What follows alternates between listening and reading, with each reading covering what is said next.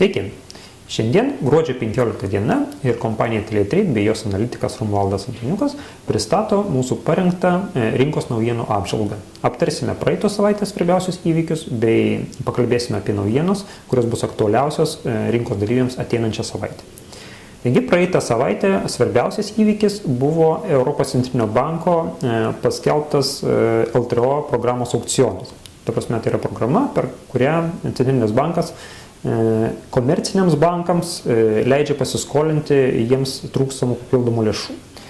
Ir tai yra programa, kurios paskirtis paskatinti paskolų dalinimą Europoje per nacionalinius komercinius bankus.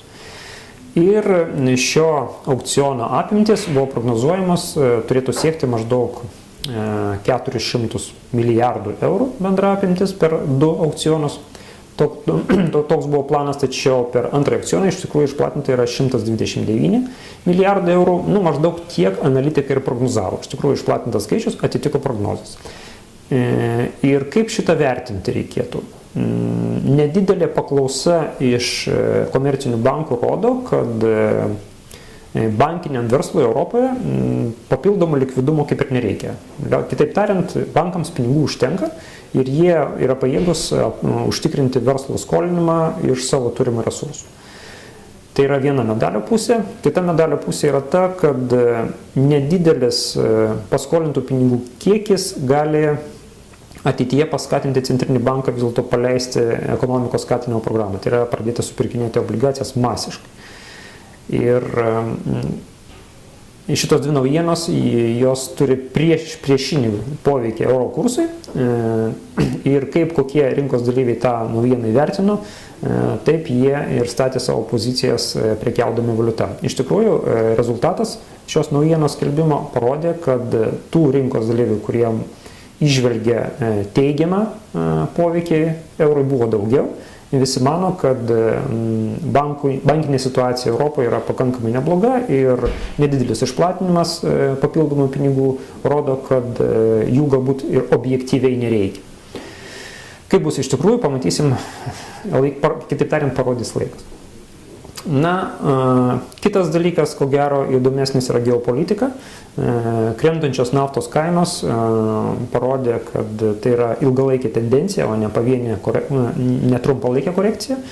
Ir didžiausias poveikis, žinoma, šio epizodo yra visoms šalims, kurios išgauna naftą ir pirmoje eilėje, žinoma, Rusija. Tai yra mūsų kaimynė, su kuria mes turim įtemptus ekonominius santykius ir dabar dar labiau įtemptus politinius santykius.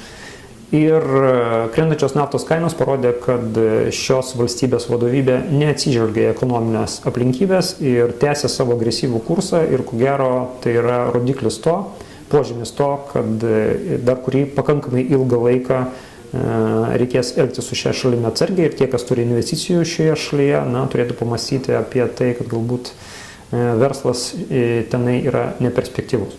Bet tai yra bendro pobūdžio pamastymai. Faktas tas, kad problematika išlieka ir geopolitika negerina situacijos nei verslo, nei politiniai srityje. Dabar grįšime prie mums aktualesnių dalykų.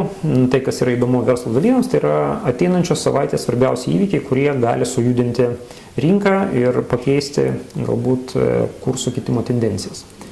Svarbiausia naujiena yra ateinančią savaitę bus Federalinio atvirų rinkos komiteto posėdis ir Fedo sprendimas dėl palūkanų normos. Svarbiausia, žinoma, komentaras. Apie tai išsamiau eigoje. Pirmadienis ateinančios savaitės yra iš tikrųjų tuščias. Svarbių naujienų kaip ir nenumatoma, todėl pereinam prie antradienio. Antradienis yra Europos diena. Bus daugiausia naujienų paskelbtų susijusių su Europos Sąjungos šalimis. Tai pirmiausia verslo pasitikėjimo indeksai Europoje, Vokietijoje ir Prancūzijoje. Taip pat bus skelbiamas Anglijos vartotojų kainų indeksas, o taip pat Anglijos centrinio banko vadovo kalba, kurioje jisai įvertins esamą situaciją šalyje. Prognozuoti kažką yra sudėtinga, nes situacija šalyje yra ne vienareikšmiška. Todėl reikia atidžiai sekti šios rodiklius ir atitinkamai vertinti, kuria kryptim galėtų pajudėti svaras. Ir taip pat bus skelbiamas pakankamai reikšmingas rodiklis yra verslo lūkesčių indeksas pagal ZEF.